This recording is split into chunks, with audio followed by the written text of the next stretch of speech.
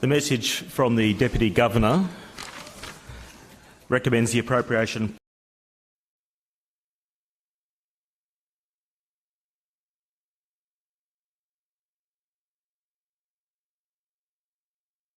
I present a bill for an Act authorising the Treasurer to pay amounts from the Consolidated Fund for the Legislative Assembly and Parliamentary Services for the financial years starting 1 July 2022 and 1 July 2023.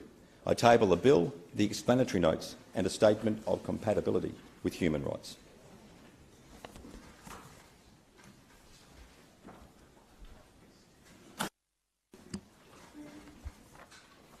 Speaker, I'm pleased to introduce the Appropriation Parliament Bill 2022. The bill provides appropriations for the 2022-23 financial year as well as interim supply for the 2023-24 financial year to allow normal operations of the Legislative Assembly and Parliamentary Service to continue until the 2023-24 Appropriation Bill receives assent. The Government remains committed to the independence of the Legislative Assembly, and this extends to the means by which public monies are appropriated to ensure its continued functioning. We are therefore adhering to the current convention that the Legislative Assembly's appropriation be contained in a bill separate from the Appropriation Bill for the other activities of government. Speaker, the Appropriation Parliament Bill 2022 will provide necessary funds to ensure the continued operations of the Legislative Assembly and Parliamentary Service. These include advisory and information services to assist the Parliament, its committees and members to fulfil their constitutional and parliamentary responsibilities. The services provided by the Parliamentary Library, Committee Office, Parliamentary Reporting Service, Chamber and Procedural Services and Security and Attendance Services, as well as the provision of accommodation, hospitality and members' entitlements. Speaker, this bill provides the necessary appropriation for the Legislative Assembly and Parliamentary Service for the 2022-23 financial year, as well as interim supply for 2023-24. I commend the bill to the House. The question is that the bill be now read a first time. Those of that opinion say aye. Aye. Those against, no. I think the ayes have it. I call the clerk. Treasurer, I ask if you move the first reading. Oh, Speaker, I move that the bill be read a first time.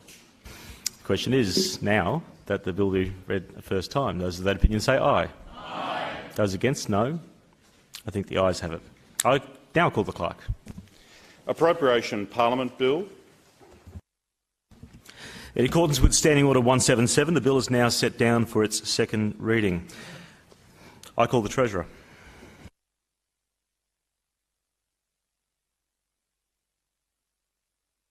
Mr Speaker, I'm pleased to table the budget papers for 2022-23.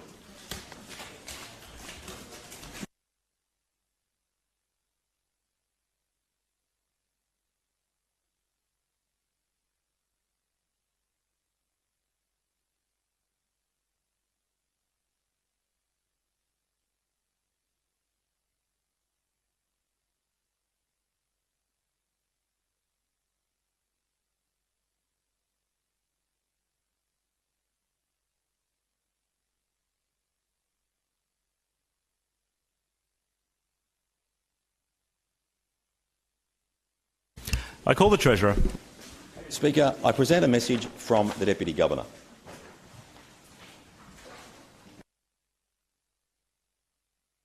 The message from the Deputy Governor recommends the Appropriation Bill. The contents of the message will be incorporated in the record of proceedings. I table the message for the information of members. I call the Treasurer.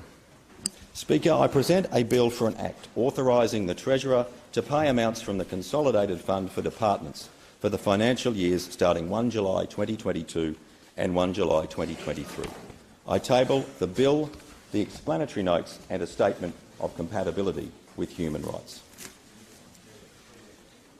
Speaker, the budget that I deliver today delivers good jobs.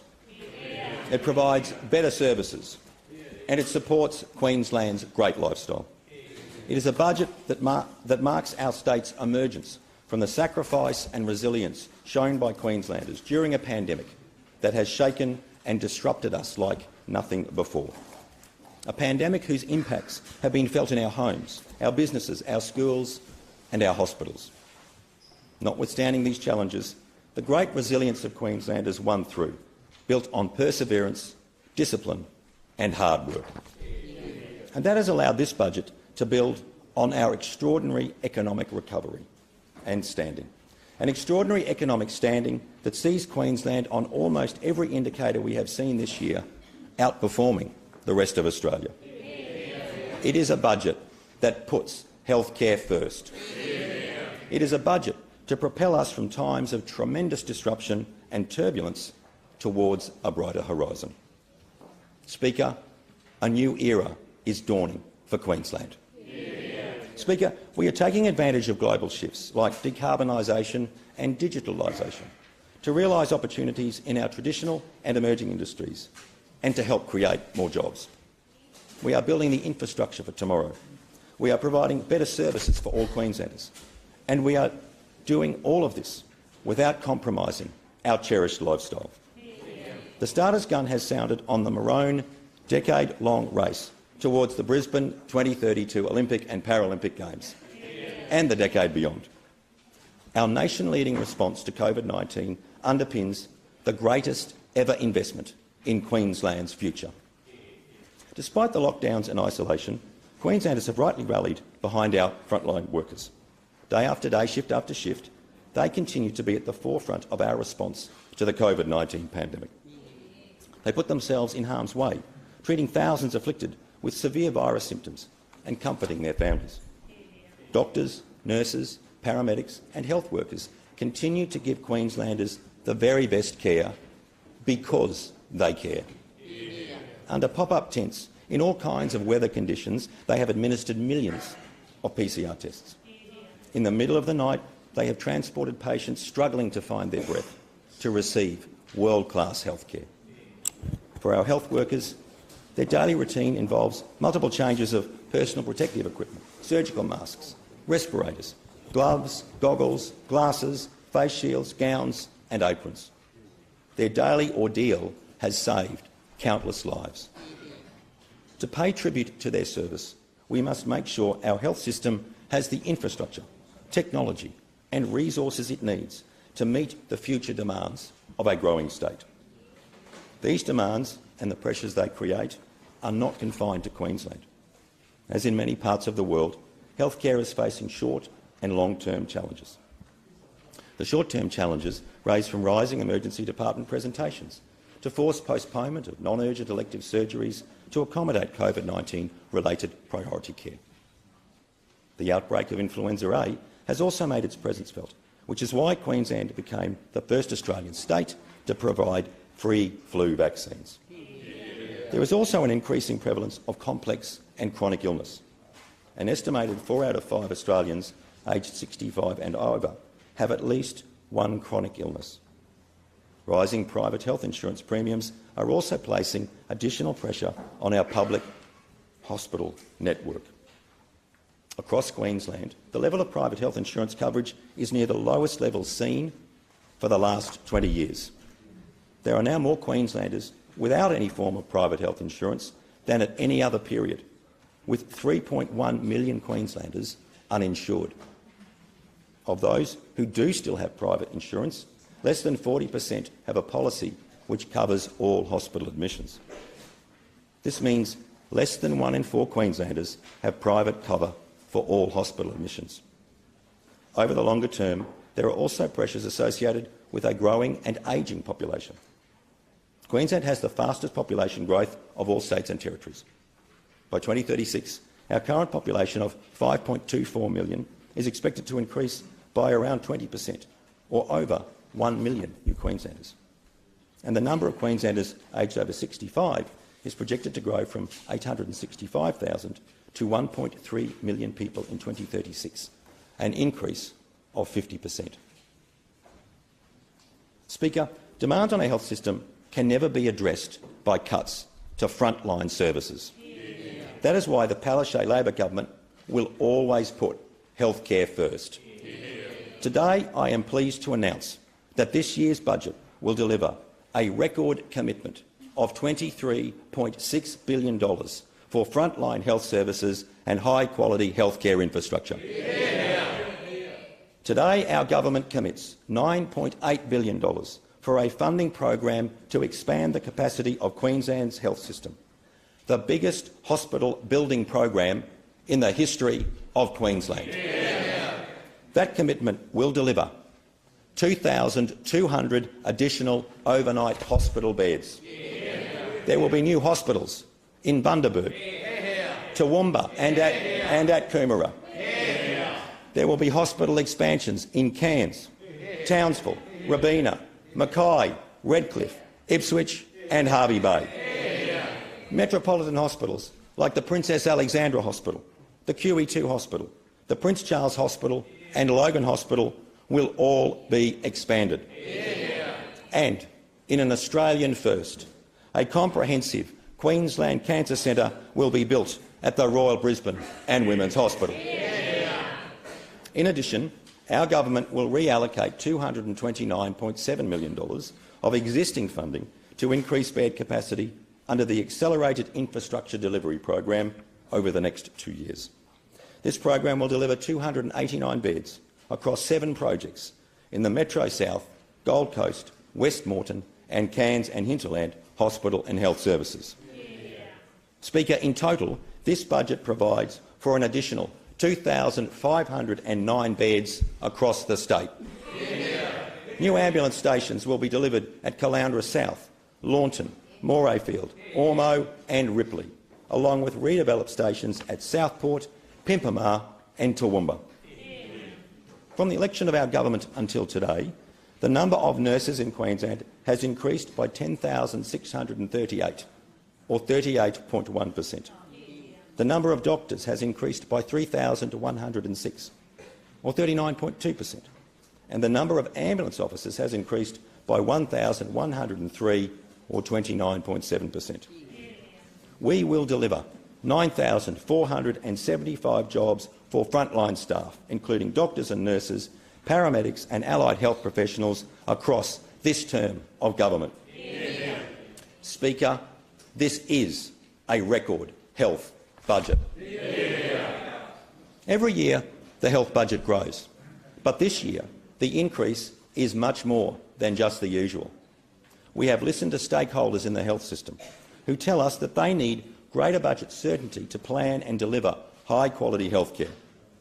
They've told us that if we can give them that certainty, they will find smarter and better ways to deliver health care. They have spoken and our government has listened. Yeah. This year, for the first time, we are providing a sustained long-term uplift to Queensland health funding across the forward estimates. Yeah. This means that total budget funding for Queensland health will grow by $8.5 billion over the forward estimates. Yeah. This is the largest total uplift in budgeted health expenditure in the history of Queensland. Yeah. Not only are we substantially increasing the funding to Queensland Health, we are also improving how we fund Queensland Health. Prevention of illness, early intervention and new models of care that help patients stay out of hospital in the first place are all activities that are front and centre when it comes to the work of our hospital and health services. That is why, in this budget, we are freeing up our hospitals to put even greater focus on outcomes, not just delivery. There will, of course, be accountability for funds spent.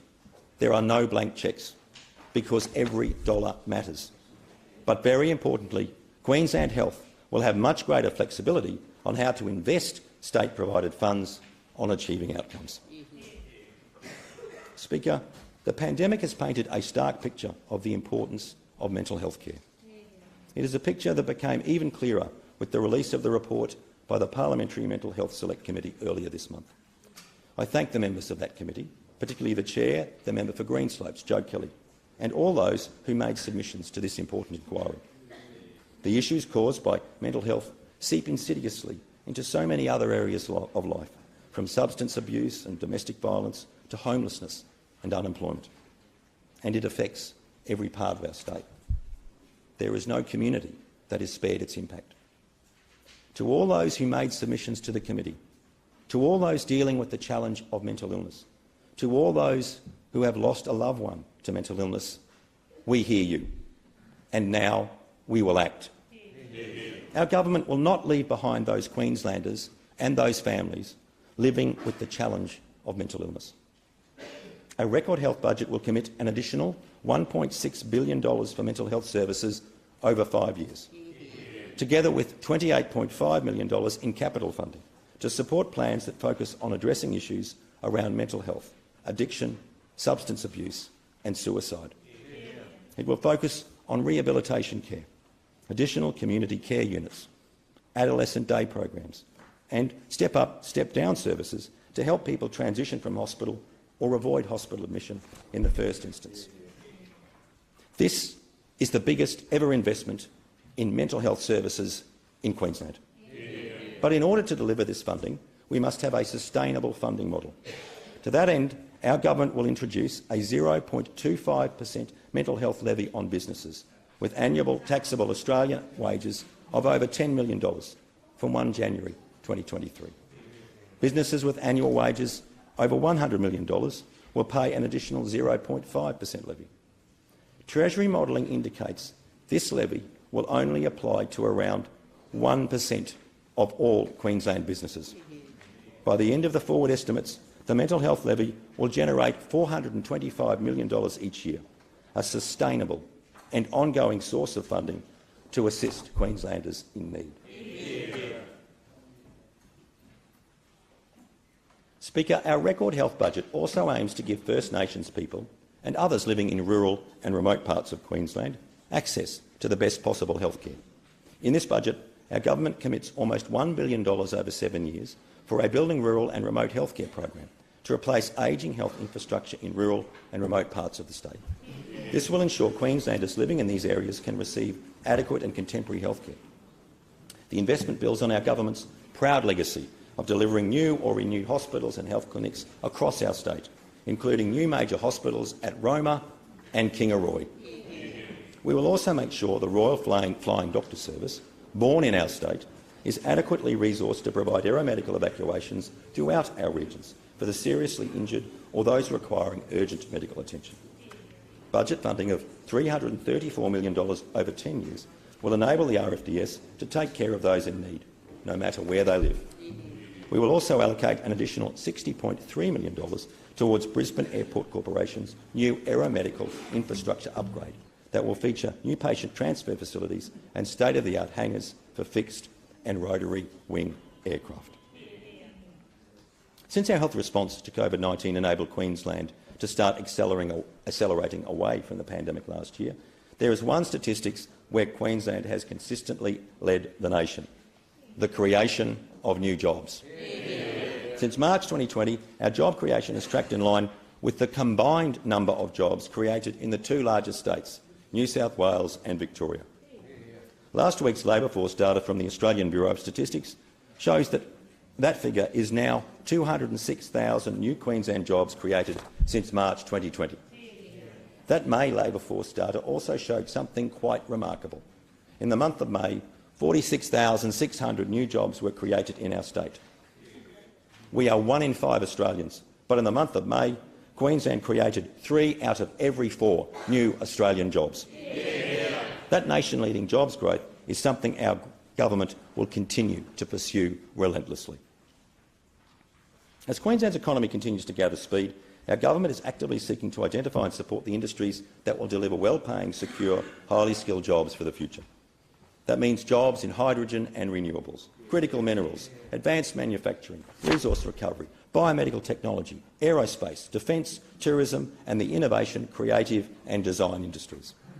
We are determined to maintain Queensland's traditional role as Australia's energy powerhouse.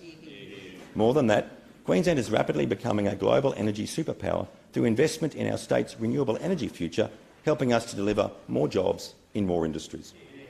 Later this year, our government will deliver our energy plan, setting out the next steps on our journey from national to global leadership. Embracing decarbonisation does not need to come at the expense of the economy or jobs. To the contrary, it presents the opportunity for us to be a home to more energy-intensive heavy industry, including traditional and advanced manufacturing. Queensland can supply the world with new economy minerals and manufacture the equipment it needs to tackle climate change, while supporting our growing workforce to acquire new skills. By investing in renewable generation now, Queensland can leverage our world-class renewable resources to deliver a reliable and efficient energy system. This will also give Queensland manufacturing a strong competitive advantage to attract investment in low-emissions manufacturing and to help enhance the competitiveness of our exporters. Since 2015, 50 large-scale renewable energy projects have been committed, commenced or constructed in Queensland. These projects will support almost 8,000 construction jobs, most of them in regional Queensland. Importantly, they will produce 5,774 megawatts of clean energy. That represents more than 13.8 million tonnes of avoided emissions each year. And we are only just beginning. Large-scale pumped hydroelectric storage will be an essential part of this transformation. The budget commits $48 million over 2 years to advance early works on the Barumba pumped hydro energy storage project, and will also support further investigation into other prospective pumped hydro storage sites across Queensland. Our reputation as a resource powerhouse is growing, with strong global demand for new economy minerals like vanadium and cobalt as key inputs for the world's decarbonisation technologies. At least $10 million from the $520 million Invested in Queensland program will support Queensland's first vanadium processing plant in Townsville. We are committing $15 million to support the National Battery Testing Centre in Brisbane, a facility that gives prospective battery manufacturers the opportunity to calibrate and certify their products. Speaker, building on our strong economic recovery and outlook, we are focused on achieving even more export growth to generate additional jobs and greater economic benefits for Queensland. Our dynamic, diversified and growing economy, highly skilled workforce, pro-growth, pro-business government and advanced infrastructure offer businesses the best climate to expand and prosper. On the back of a global pandemic, as economies look to recoup and recover, the importance of trade and investment has never been stronger. That is why our government will invest an extra $150 million to deliver a new 10-year trade and investment strategy.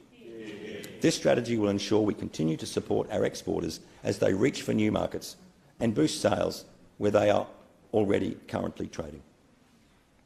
Speaker, Queensland's Workforce Summit held in March with business and community leaders highlighted that our emerging and traditional industries must be sustained by a skilled workforce. Our government will have more to say on our workforce strategy later, but we will continue to invest in our workforce and provide greater opportunities for disadvantaged job seekers through our Skilling Queenslanders for Work and Back to Work programs.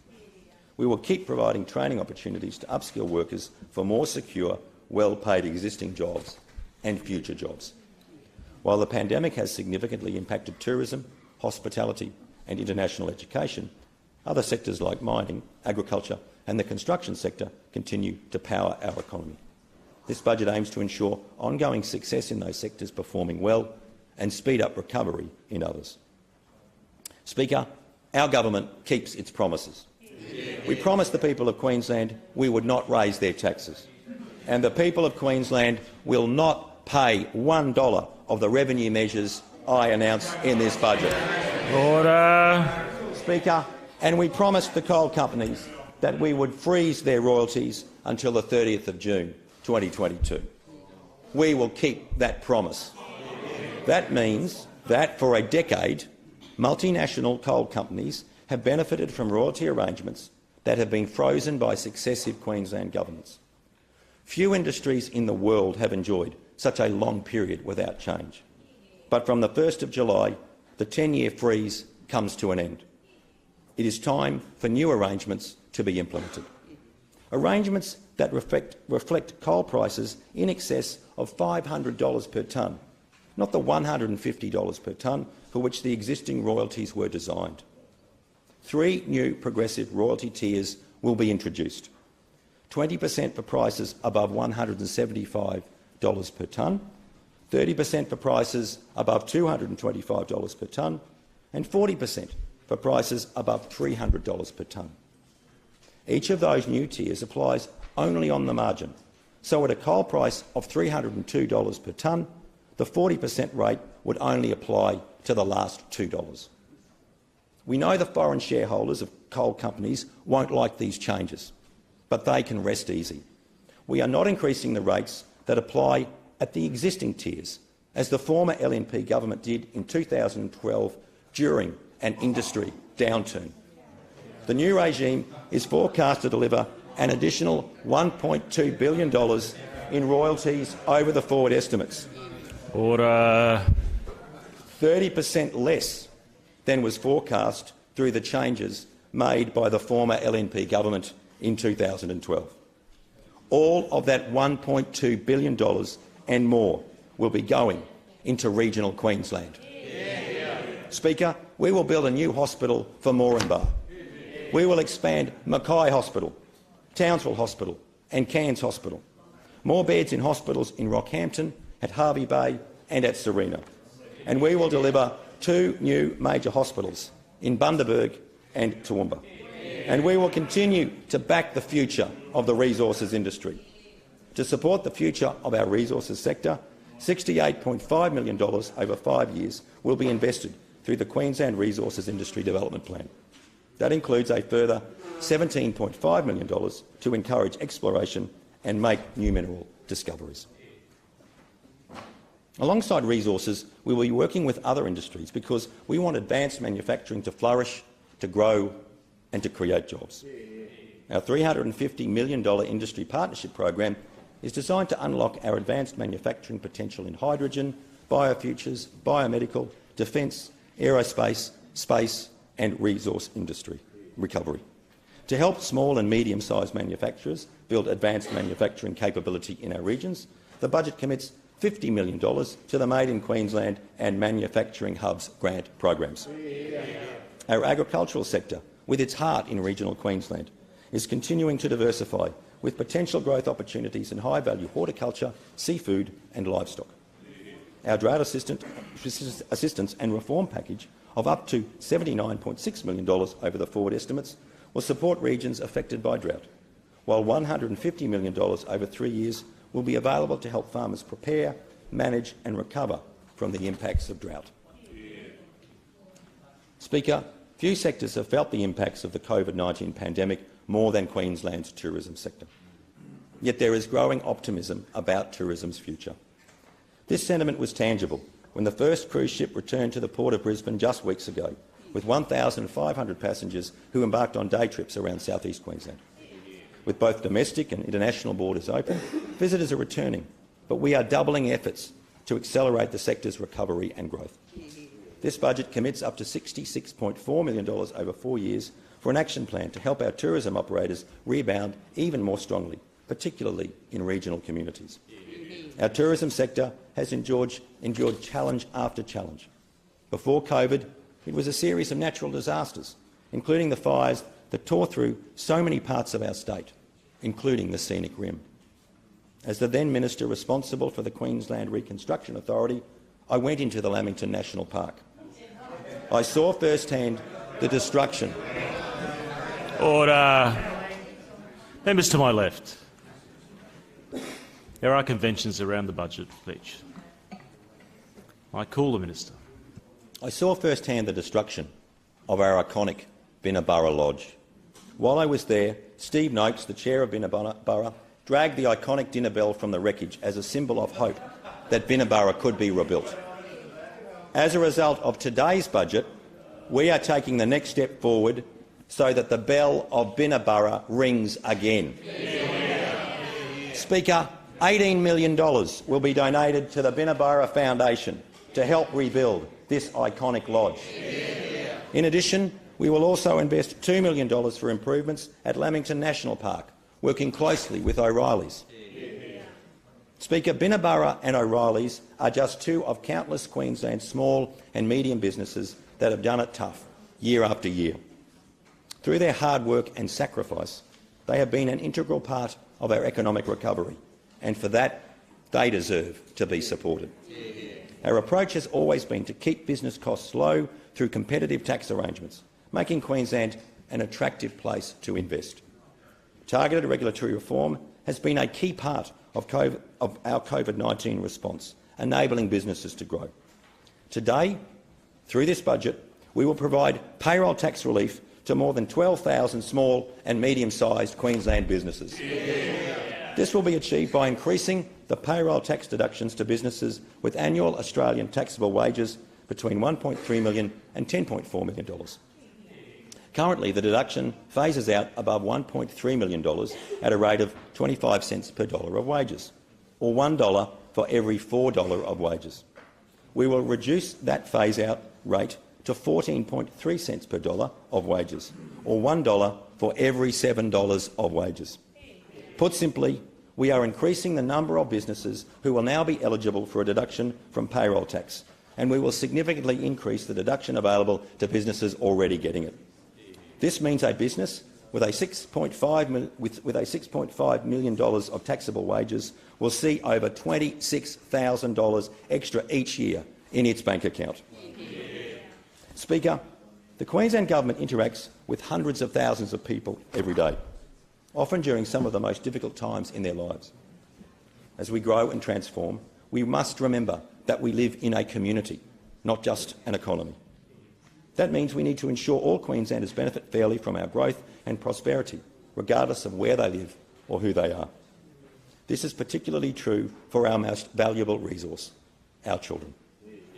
That's why the Palaszczuk government's record education and training budget of $19.6 billion will set the next generation of Queenslanders up for a productive career in whatever field they choose, no matter what background they are from.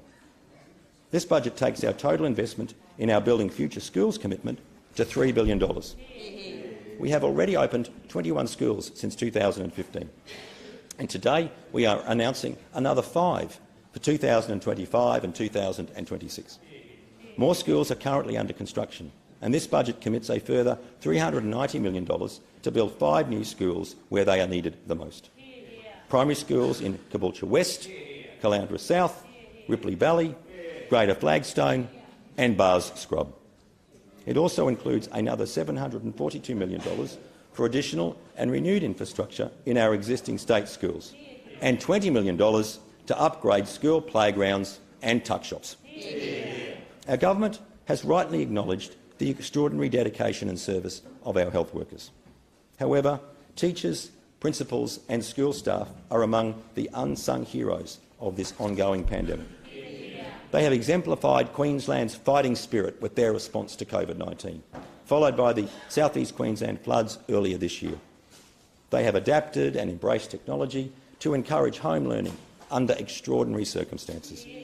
They have restructured activities in classrooms and school timetables to keep students as safe as possible.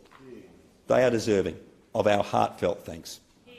Teachers are the engine room of our education system, which is why we have created an additional 7,165 teacher and teacher aide positions since 2015. The budget provides for 675 more teachers and nearly 200 more teacher aides in 2022-23. We will continue to invest in students with a disability to make sure they get ease of access to the best education services possible. Funding of $80.6 million over 3 years will support the transition of a new resourcing model for students with a disability. Speaker, providing even better and fairer services is also about making sure we continue to protect our most vulnerable Queenslanders, particularly children and young people who have been harmed or who may be at risk of harm. This budget supports child protection services with $2.2 billion in funding over 5 years. We recognise vulnerable young people in care face many challenges as they transition to adulthood. We want to see them succeed, to get a qualification and to find a job. That is why we are committing to providing additional support to young people leaving care. From 2023-24, we will be extending availability of the foster care allowance for carers of young people who remain living with them up to the age of 21. Those aged 18 to 21 years leaving non-family-based care will also be mentored and supported financially by non-government organisations to live independently.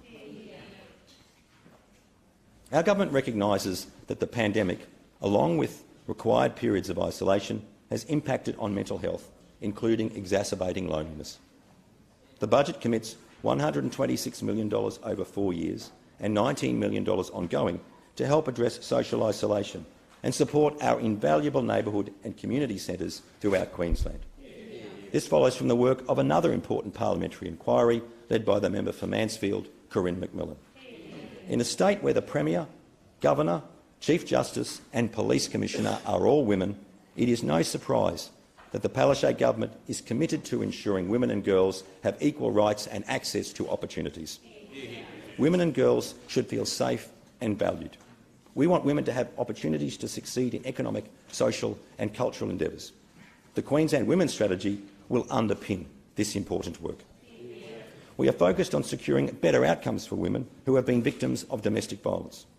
This budget commits $363 million over 5 years and $61.3 million ongoing for an historic overhaul of laws and practices to better protect Queensland women from domestic and family violence and hold perpetrators to account through legislation to criminalise coercive control. A further $19.2 million over 4 years will go towards specialist women in custody and domestic and sexual violence support services and programs for women in custody. Speaker, Queensland has the best police service in Australia. The men and women of the Queensland Police Service work tirelessly, around the clock, sometimes placing themselves in dangerous situations to keep us safe. Population shifts, the way we live and work, and the demands of a growing state all require careful consideration in how we plan for police resourcing needs. That's why we are delivering more police with more resources through budget spending of $2.9 billion. The biggest increase in police resourcing in 30 years will continue as we deliver on our commitment to see an additional 2,025 police personnel engaged by 2025. We will make sure they have the facilities, stations, vehicles and equipment they need through a $174.6 million capital program to support the front line against crime. Speaker, I know many families and individuals outside of this building, all over Queensland, are working hard to cope with cost of living pressures. This is often a week-to-week proposition compounded by a feeling of uncertainty. We understand the impact the rising cost of fuel and groceries is having on Queenslanders, especially on those with low incomes. That is why we continue to provide a wide range of concessions to help with transport, housing, healthcare, education, water and energy costs. This will amount to $6.8 billion over the next financial year. That is a rise of 10% on last year, benefiting millions of Queensland households. Because Queenslanders own the state's power assets, earlier this year we announced Queensland households would receive $50 off their power bills. As part of the budget, that is being increased to $175 at a cost of $385 million. It takes the total value of asset ownership dividends Queenslanders have received over the past 4 years to $575, a program costing $1.2 billion. The Palaszczuk Queensland Government is also taking substantial action to support Queenslanders facing the challenge of accessing housing. The 2021-22 budget included $1.9 billion for the Queensland Housing and Homelessness Action Plan 2021 to 2025, a plan also supported by returns from the $1 billion Housing Investment Fund. Under the plan, the government will deliver 7,400 new dwelling commencements. We are working on strategies to unlock development and increase the supply of housing in priority development areas with $150 million in budget funding over the next 3 years. A further $50 million will be allocated to the Growth Acceleration Fund so we can speed up economic recovery, increase construction activity and support jobs. This budget builds on our housing investment with $29.8 billion over 4 years and $10 million per year ongoing to support initiatives to address youth homelessness. Speaker, housing affordability affects all parts of the country. It is pleasing to see the new federal Labor government has a dedicated Minister of Housing as part of the Prime Minister's cabinet. We look forward to working with them and other states to support delivery of quality, affordable housing for all Queenslanders. Speaker, Queensland has always been one of the best places in Australia to live, work and raise a family, and our government intends to keep it that way. We are the destination of choice for so many, given our stunning beaches, theme parks, hinterland, reefs, rainforests and outback. Net interstate migration to Queensland was the highest of all Australian states and territories in 2020-21, reaching a record quarterly increase of more than 16,600 in the September quarter 2021. While there are clear economic benefits to interstate migration, this budget invests in measures to protect and enhance our lifestyle through this period of growth. That includes investment in roads, rail, bus, cycleways and marine infrastructure to improve the way people travel. Front and centre is a $59 billion capital investment across Queensland over 4 years. Of the $15.5 billion capital program for 2022-23, $9.8 billion, or 63.3%, will be spent outside Greater Brisbane. This vital capital works investment will better connect communities and businesses while driving economic activity. Our capital program will support 48,000 jobs in 2022-23. Speaker, protecting our lifestyle and protecting our environment are not mutually exclusive. Our diverse natural environment is not only the envy of other Australian states, but the world. As such, it is forever linked to our economic future. We must look after it, and this is what this budget does. The Palaszczuk government commits $262.5 million over the forward estimates to our 10-year strategy to better manage our protected areas, including our magnificent national parks and Great Barrier Reef. We are investing almost $40 million to help protect our threatened species, including one of Queensland's most loved native animals, the koala. This funding will continue the work of our strategy to boost their numbers in southeast Queensland and restore key habitats. Speaker, our single biggest economic opportunity, hosting the 2032 Olympic and Paralympic Games, gives us a once-in-a-lifetime opportunity to put Queensland on the world map. The 10-year runway of investment and infrastructure being built in time for the Games will deliver benefits for generations to come. But it's about more than concrete and construction. It's a chance to unite Queenslanders behind an aspirational plan for our future. We have already seen tremendous interest in the You for 2032 campaign to set potential young Olympians on a path to glory. And community interest is high around taking up volunteering opportunities for the Games. We are investing $59.3 million over the forward estimates to support the Brisbane 2032 Task Force as it leads 2032 Olympic and Paralympic Games activities across government. This will support preparation of the 2032 Games Legacy Program and inform design of Games infrastructure, including venues and athletes' villages. Our best Queensland athletes will be supported through a $31.4 million contribution over 2 years to extend the 2032 High Performance Strategy and to create further pathways to Brisbane 2032 and encourage sports participation. $100 million will establish a schools program to deliver new and upgraded sports infrastructure across Queensland. Speaker, the Palaszczuk government has never relied on hope or wishful thinking to get through tough times and secure better outcomes for all Queenslanders, whether they live in Weipa or Woodridge. Our response to the COVID-19 crisis has been no accident. It has been a response informed by sound, responsible economic and fiscal management geared towards recovery and growth. While the pandemic is not over, Queensland's economic recovery is well advanced.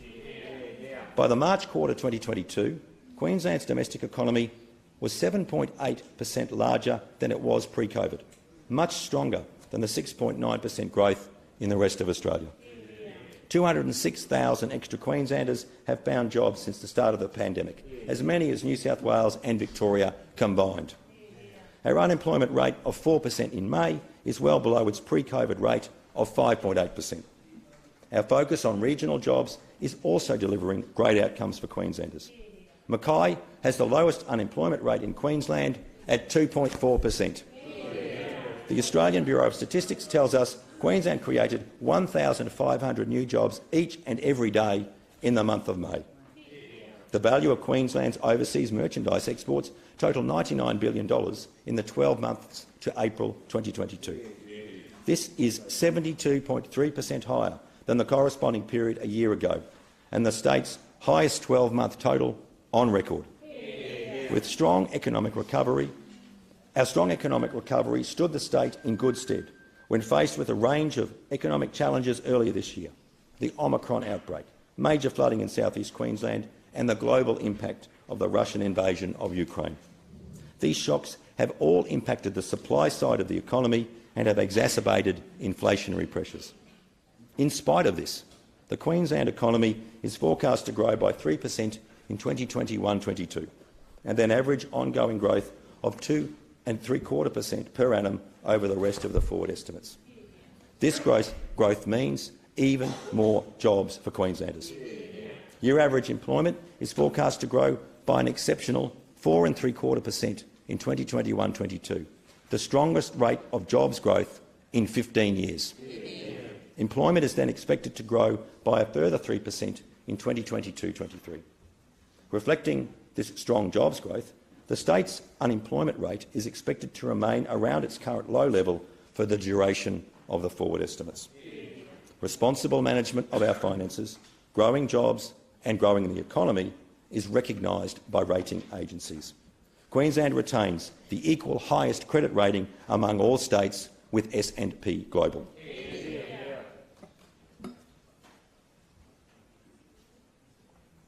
Speaker, our nation's four largest governments, the Australian Government, the New South Wales Government, the Victorian Government and the Queensland Government, all went into deficit to respond to COVID-19. At last budget, we were the first of those governments to announce a return to surplus. And today, I am pleased to announce that Queensland will be the first of those governments to deliver a surplus. Today, I can announce that we will achieve a surplus of $1.9 billion for the 2021-22 financial year. That compares to a projected deficit of $1.4 billion at the budget update in December and a projected deficit of $3.4 billion at the time of last year's budget. I'm also pleased to announce that this financial year our net debt will be reduced by $6.146 billion compared to the forecast in December last year. Speaker, much has changed from when I stood here to deliver last year's budget. We are back in black. We have a new federal government. Queensland can proudly call itself a future Olympic and Paralympic Games host. And Speaker, we are one up in this year's State of Origin series. But the challenges facing the world have changed as well. From rising tensions in our region to the war in Ukraine, the rising spectre of global inflation and labour and supply chain constraints, Queensland is not immune to these external disruptions. But one thing remains constant, and that is the commitment of the Palaszczuk Labor government to deliver for the people of Queensland, to deliver good jobs, to deliver better services, and to preserve and protect the great lifestyle of the place we all call home, the most wonderful place on earth, Queensland. Speaker, I move that the bill be now read a first time. The question is that the bill be now read a first time. Those of that opinion say aye. Aye. Those against, no. I think the ayes have it. I call the clerk. Appropriation Bill.